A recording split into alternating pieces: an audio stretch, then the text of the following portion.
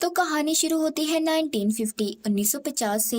हम एक कपल को देखते हैं जो सुनसान जगह पर अपनी गाड़ी रोककर बातें करने और मौज मस्ती में मसरूफ थे। तभी लड़की रेडियो पर खबर सुनती है, एक हुकमैन हुक वाले आदमी के बारे में जो ऐसे ही घूमकर लोगों को मार देता है। उसके एक हाथ की जगह हुक है।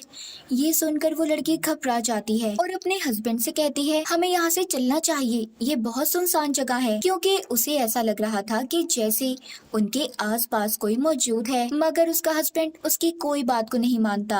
अब तो लड़की और ज्यादा डर गई थी और अपने हस्बैंड से कहती है कि प्लीज चलो यहाँ से, मैंने कहा ना मुझे कुछ ठीक नहीं लग रहा। अब उसका हस्बैंड उसकी बात मानकर गाड़ी को एक दूसरी जगह पर ले आया था। जैसे ही वो बाहर निकलता है उसके होश उड़ गए थे क्योंकि उनकी गाड़ी में एक हुक फंसा हुआ था। यानी कि ये सही वक्त पर उस सुनसान जगह से निकल गए, वरना ये दोनों मारे जाते क्योंकि वो कातिल हुकमैन इनके पास पहुंच गया था। मगर सही वक्त पर ये बचकर वहां से निकल गए। अब कहानी आ जाती है प्रेजेंट मौजूदा दौर में। हम चार दोस्तों को देखते हैं जो मौज मस्ती करते हुए गाड़ी में जा रहे थे कि अचानक से उनका एक्सीडेंट हो जाता है। उन चार दोस्तों में एक लड़का क्लिफ, उसकी दो फीमेल फ्रेंड्स और उसका एक भाई था। अब जो फिल्म के शुरू में हमने कपल की कहानी देखी जो हुकमैन से डरकर भाग गए थे, ये कहानी दरअसल क्लिफ ही अपने दोस्तों को सुना रहा था और सही से ध्यान न होने की वजह से इनकी गाड़ी का एक्सीडेंट हो गया। क्लिफ अपनी फीमेल दोस्तों से कहता है, देखो जिस गाड़ी से हमारा एक्सीडेंट हुआ उसने हमें देखा भी नहीं और ऐसे ही चले गए। खैर ये चारों आग जलाकर रोड के दरमियान में ही बैठ जाते हैं। इन्हें पास ही एक खंडर भी नजर आता है जो कि सदियों पुराना एक चर्च था। अभी आग जलाकर बैठ गए थे और अखबार पढ़ने लगते हैं, जिससे इन्हें पता चलता है कि यहाँ पर दो लोगों को मार दिया गया एक हुक के साथ, मगर कातिल अभी तक ना मिल सका। वक्त गुजारने के लिए ये न जाने बैठे क्या क्या बातें कर रहे थे क्योंकि इनकी गाड़ी पूरी तरह से तबाह हो गई थी और आधी रात में ये घर भी वापस नहीं जा सकते थे। तो क्लिफ अपने दोस्तों से कहता है कि चलो मैं तुम्हें एक कहानी सुनाता हूँ, एक कपल की जो हनीमून मनाने अपनी वैन में निकले थे। उनकी वैन बिल्कुल एक घर की तरह थी जिसमें हर चीज मौजूद होती है। उन्होंने गलती ये की कि आधी रात को अपनी वैन को उन्होंने जंगल में रोक दिया। तभी उनके पास एक आदमी आया जो कहता है कि तुमने यहाँ पर आकर अच्छा नहीं किया, वो तुम्हें मार देंगे जो पूरे चांद की रात में अपने शिकार पर निकलते हैं। हस्बैंड पूछता है, किसकी बात कर रहे हो तुम? वो आदमी दरअसल यहाँ पर वेयरवुल्फ भेड़िए की बात कर रहा था। वो आदमी उस कपल को बताता है कि एक रात इसी तरह मेरी वाइफ की गाड़ी यहाँ पर रुकी, मगर उसके बाद न कभी मेरी वाइफ मिल सकी और न ही उसकी गाड़ी। ये आदमी बड़ी गन लेकर उन भेड़ियों से बदला लेने आया था। कहता है कि मैंने तुम्हारी वैन के बाहर उनके पैरों के निशान देखे हैं, तो अगर तुम्हें कोई भी खतरा लगे तो अपनी वैन को अच्छी तरह से बंद कर लेना और तब तक उसी जगह पर रुके रहना जब तक सुबह न हो जाए। उन दोनों हस्बैंड वाइफ को इस आदमी की बातों से तो नहीं बल्कि इससे डर लग रहा था। अब वो जाकर दोबारा से अपनी वैन में चले जाते हैं और यहाँ से जाने लगे थे कि तभी वो देखते हैं कि उनकी वैन में फ्यूल खत्म हो गया। हस्बैंड कहता है, मैंने टैंक को फुल करवाया था, ऐसे कैसे हो सकता है? इसे अब उस आदमी पर शक हो रहा था जिसने भेड़िए के बारे में इन्हें बताया था। ये सोचता है कि उसी ने ये सब किया होगा, मगर उस बेचारे को तो भेड़िए ने पकड़ लिया था और गाड़ी के नीचे से उसे घसीट लेता है। उसकी गाड़ी के नीचे खींचकर भेड़िए ने उसे मार दिया था और भयानक खतरनाक तरीके से उसके टुकड़े कर देता है। इधर ये कपल जिनकी वैन में फ्यूल खत्म हो गया था सोचते हैं कि अब इन्हें क्या करना चाहिए। तभी वाइफ के पाँव में भी चोट लग गई थी। हस्बैंड कहता है कि तुम यहीं पर रुको, मैं बाहर जाकर गैस स्टेशन ढूंढता हूँ। अब जब वो पैदल निकलता है तो उसी आदमी की गाड़ी तक पहुँच गया था जिसने इन्हें वुल्फ के बारे में बताया था। वो उसकी गाड़ी देखकर सोचता है कि थोड़ा सा पेट्रोल क्यों ना मैं इसकी गाड़ी से ही ले लूं। अब जब वो ऐसा करने लगा ही था तो वो फिसलकर गिर जाता है। उसके कंधे पर उस आदमी का जबड़ा चिपक जाता है। ये वहाँ पर दरअसल खून की वजह से फिसला था। उस आदमी को भेड़िया मारकर खा गया था। हस्बैंड को ये सब देखकर समझ आता है कि वो आदमी इनसे सच कह रहा था। अब वो जब यहाँ से जाने लगता है तो भेड़िए ने पीछे से आकर उसे भी पकड़ लिया था। भेड़िया उसका गला दबा देता है जिससे उसकी आवाज बंद हो गई थी। हस्बैंड तेजी से भागता है और अपनी वैन के दरवाजे को जाकर जोर जोर से खटखटाने लगा, मगर उसकी वाइफ दरवाजा नहीं खोलती। वो डर गई थी क्योंकि ये खुद कहकर गया था कि जब मैं 3 दफा दरवाजा बजाऊं तो तुम समझ जाना कि मैं हूँ और दरवाजे को खोल देना। मगर अब ये खुद ही डर की वजह से दरवाजा जोर जोर से बजा रहा था। उसकी वाइफ थोड़ा सोच में पड़ जाती है, उसे दरवाजा खोलना चाहिए या नहीं। तभी वैन की छत के ऊपर से भेड़िए ने उसकी वाइफ के बालों को पकड़ लिया था। वो उससे अपना पीछा छुड़ाने की कोशिश करती है और एक नोकीला रॉड उसे दे मारती है। थोड़ी देर बाद वो भेड़िया वहाँ से खिड़की के अंदर आने की कोशिश कर रहा था, मगर इस बार भी वो उसके मुंह पर पेपर स्प्रे कर देती है और साथ ही वैन में उसने खतरे वाला अलार्म बजा दिया था और खुद बेहोश हो गई थी। जब सुबह होती है और उसे होश आता है तो एक पुलिस वाला उसके पास आया था। वो उस वैन से उसे बाहर निकाल कर ले जा रहा था और कहता है कि पीछे मत देखना, मगर वो अपने पीछे देख लेती है और देखकर हैरान हो गई थी। उसके तो होश उड़ गए थे क्योंकि भेड़िए ने इसके हस्बैंड को मारकर उल्टा दरख्त से लटका दिया था और उसके हाथ में पहनी अंगूठी बार बार वैन की छत से रगड़ खा रही थी। दरअसल जब रात को इसने डर की वजह से दरवाजा नहीं खोला तो उस वक्त इसका हस्बैंड था। अगर ये दरवाजा खोल देती तो आज वो जिंदा होता। अब इसी बात को लेकर ये सारी जिंदगी गुजार देगी कि काश उस दिन ये दरवाजा खोल देती और उस अंगूठी की आवाज इसे सारी जिंदगी सुनाई देगी। यहीं पर क्लिफ अपनी पहली कहानी खत्म करता है। तभी उसे यहाँ पर किसी की आवाज सुनाई देती है, मगर ये आवाज सिर्फ उसे ही आ रही थी, बाकी तीनों ने उस आवाज को नहीं सुना था। जब ये टाइम देखने के लिए अपनी घड़ी देखता है तो वो भी एक्सीडेंट की वजह से टूट चुकी थी और उसमें टाइम भी रुका हुआ था। फिर क्लिफ अगली कहानी सुनाता है जो कि एक छोटी बच्ची के बारे में थी। आज उसकी उम्र 12 साल पूरी हो गई थी। उसकी फैमिली में उसके मॉम डैड और एक बड़ी बहन होती है। उसके साथ एक बहुत ही प्यारा डॉग भी रहता था। वो बच्ची अपने डैड से कहती है कि इस बार मुझे मेरी बर्थडे पर साइकिल चाहिए, जिसे सुनकर उसके डैड उससे वादा तो नहीं करते, कहते हैं चलो देखेंगे। आज उसके स्कूल में मीटिंग थी तो इसीलिए उसके मॉम डैड तो वहाँ पर चले जाते हैं इसे इसकी बड़ी बहन के पास छोड़कर।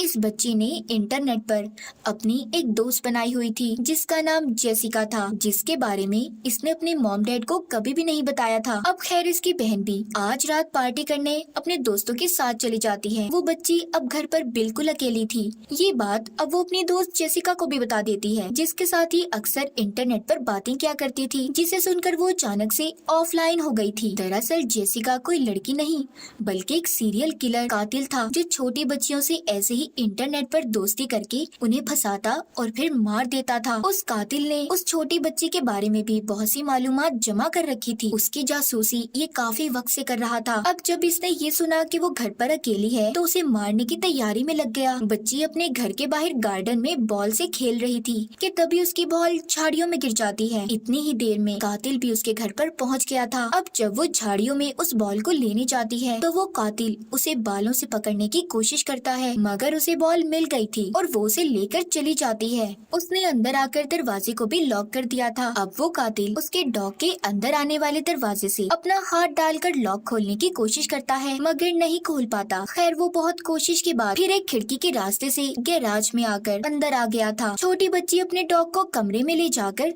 सोने लगी। वो अक्सर अपने डॉग को बेड के नीचे सुलाया करती थी और अपना हाथ नीचे करती और उसका डॉग उसके हाथ को अपनी जुबान से चाटा करता था। थोड़ी देर बाद जब उसकी आँख खुलती है तो उसका डॉग बेड के नीचे नहीं था। वो उसे ढूंढने गैराज में जाती है जहाँ पर वो अपनी नई साइकिल देखती है जिसे लाकर उसके डैड ने छुपा दिया था। वो ये देखकर बहुत खुश हो जाती है। तभी अचानक से वहाँ पर लाइट भी चली गई थी। छोटी बच्ची डरकर जब ऊपर आती है तो वहाँ पर उसकी बड़ी बहन थी जो पार्टी से वापस आ गई थी। अब वो अपने कमरे में जब वापस जाती है जहाँ पर वो बेड के नीचे अपने डॉग का पाँव देखती है, वो लेटकर फिर से अपना हाथ नीचे कर लेती है ताकि उसका डॉग उसके हाथ को चाट सके। तभी उसकी नजर शीशे पर जाती है जिस पर कुछ लिखा हुआ था। उस बच्ची का हाथ दरअसल वो कातिल चाट रहा था जो अब उसके कमरे में था। बच्ची डरकर बाहर आ जाती है। वो जब अपनी बहन को बुलाकर लाती है, दोनों बेड के नीचे देखते हैं तो उधर डॉग की लाश पड़ी थी जिसको वो कातिल मारकर चला गया था। असल में तो वो छोटी बच्ची को मारने आया था और वो आज तक पकड़ा नहीं गया। क्लिफ कहता है ये थी मेरी दूसरी कहानी। अब यहाँ पर तीसरी कहानी सुनाती है क्लिफ की फीमेल दोस्त। वो कहती है मेरी कहानी का नाम है द लॉकेट। ये कहानी एक लड़के की है जिसे घूमने फिरने का बहुत शौक था। एक दिन वो अपनी बाइक लेकर घूमने फिरने निकल जाता है। अचानक से उसकी बाइक खराब हो गई। उसे सामने ही एक घर दिखाई देता है जिसमें एक लड़की रहती थी जो कि बोल नहीं सकती थी। वो अब उस लड़के से बोर्ड पर चौक से लिखकर बातें करती है। वो बताती है कि मैं यहाँ पर अपने डैड के साथ रहती हूँ। वो उसके गले में पहने लॉकेट की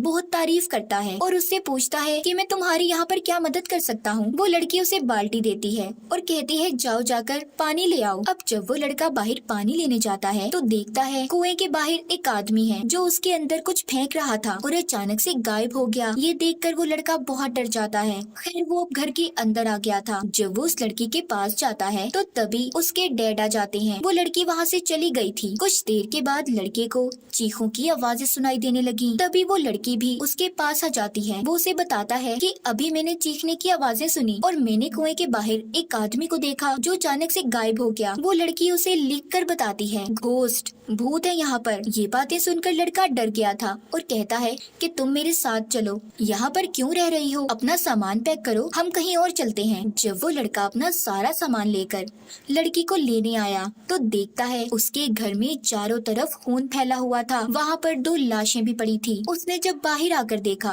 तो लड़की के डैड कुएं में किसी का कटा हुआ सर फेंक रहे थे और फिर बाद में खुद भी छलांग लगा लेते हैं। तभी उसके पास लड़की आती है जो उसे लिखकर बताती है कि इधर 2 आदमी मर गए। तभी उसके डैड फिर से उधर आ जाते हैं जो न जाने भूत थे या इंसान। अब वो लड़का एक कुल्हाड़ी पकड़ता है और उस लड़की के डैड के पाँव में मार देता है, जिसके बाद वो उसे लेकर वहाँ से चला गया था। लड़का लड़की को उसके घर से दूर ले आया था। जब लड़की उसकी गोद में सर रखकर सो रही थी तो वो लड़का उसका लॉकेट उतार कर उसमें तस्वीर को देखता है जो उस लड़के की और इसी लड़की की थी, जिसे देखकर वो हैरान हो जाता है और सोचता है कि मैं तो इससे अभी कुछ दिन पहले मिला तो इसके लॉकेट में मेरी तस्वीर कैसे? तभी वो लड़की जाग जाती है। तभी अचानक से उसका सर कटकर खुद ब खुद अलग हो गया था। दरअसल एक रात जब इस लड़की के डैड घर पर आए तो उन्होंने इन दोनों को एक साथ देख लिया, जिस वजह से लड़की के डैड ने दोनों को मार दिया और अपनी बेटी यानी कि इस लड़की का सर काट कर कुएं में फेंक दिया। फिर जिसके बाद ये सभी भूत बन गए। पर उस लड़के का ये दूसरा जन्म था। वो दूसरी बार दुनिया में पैदा हुआ था और दोबारा उस लड़की से मिला, मतलब उस लड़की के भूत आत्मा से। और शायद वो लड़का टाइम लूप में फंसा हो जो ऐसे ही चलता रहेगा। फीमेल दोस्त जब ये कहानी खत्म करती है तो क्लिफ को पुलिस आती और एम्बुलेंस की आवाज सुनाई दी थी। जब वो भागकर उनके पास जाता है तो देखता है वो बिल्कुल अकेला था। उसके दोस्त उसके साथ नहीं थे। वो जब वापस जाकर देखता है उधर आग जल रही थी, मगर वहाँ पर उसका कोई दोस्त नहीं था। तीनों गायब थे। इसकी वजह ये थी कि वो तीनों असल में मर चुके थे। क्लिफ खुद अपने जिस्म को भी देखता है जिसको बचाने की डॉक्टर्स कोशिश कर रहे थे, जबकि इसके बाकी तीनों दोस्त मर चुके थे। असल में ये चारों उसी वक्त मर गए थे जब इनका एक्सीडेंट हुआ था। इन चारों की आत्माएं एक साथ थीं जब उनके बचने के चांसेस थे, मगर अब 3 का फैसला हो चुका था। क्लिफ ही बाकी था। हम देखते हैं कि जिस गाड़ी से इनका एक्सीडेंट हुआ वो दरअसल उसी कपल की गाड़ी थी जिनको इन्होंने अपनी कहानी में इमेजिन यानी कि उनके बारे में सोचा था। नर्स और डॉक्टर वो थे जिन लड़का लड़की की कहानी